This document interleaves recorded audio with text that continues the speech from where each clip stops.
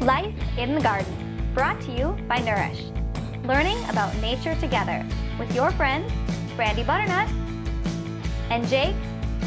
Jake?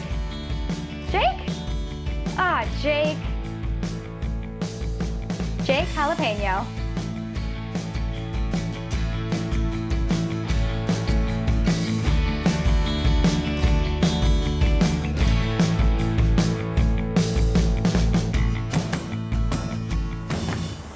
Jake, I find it hard to believe that you've never been to a farmer's market.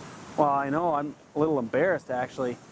I've always wanted to go, but I never took the time to go. And I think the reason is I've always been kind of nervous about how am I going to find what I'm looking for? You just have to go and look. There's always a variety of things. Farmers bring what's in season. So do you ask them questions or what do you do? Well, you look around, but I'm certain you can ask them questions. Looking? Just looking? You decide by looking? That seems a bit risky. I don't think I'd feel comfortable making a decision just looking. I don't know, that would be insulting to a farmer too, wouldn't it? Jake, what are you talking about? Well, how else do I decide how to buy a farmer? I mean, we have all this work in the gardens, and I'm assuming that's why we're coming to the farmer's market to buy a farmer. Jake, you come to the farmer's market to buy produce from the farmer. You don't buy a farmer. Oh, I get it now. Okay. You know, I was kind of wondering how you'd return a farmer if you didn't like them. It'd be kind of awkward to try and put them back and stuff. Most cities, even small ones, have farmers markets. These markets are places where local farmers can gather and sell their goods directly to consumers. A trip to the farmers market is very educational. Discovering what is in season, tips on growing produce, raising animals, and cooking are all examples of some things you can learn. Farmers markets offer several benefits.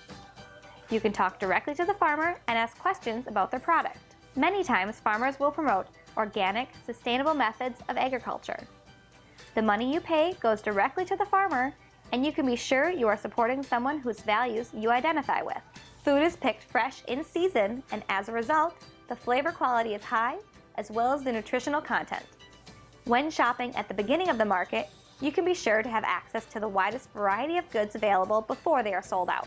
However, at the end of market hours, sometimes vendors will offer very good deals on items they do not wish to take back with them. That certainly was a lot of fun. I learned about all kinds of new vegetables I'd never even heard of. Like, did you know that you could eat squash blossoms? I didn't. I didn't know that either. And the prices were really reasonable too. I thought everyone had nice low prices, except for the place selling donuts, but they're not really farmers, so that doesn't really count. And I also learned at one place, the cauliflower, there's that white part, that, what do they call that? The curd.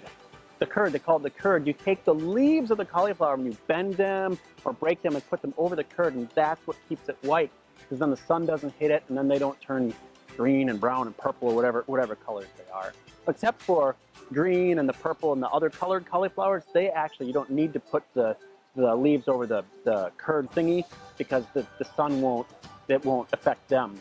And you know, you can get milk and meat and eggs, all kinds of stuff at the farmer's market. I thought that was cool. And they're late, open into the year too, like October. I thought that was just...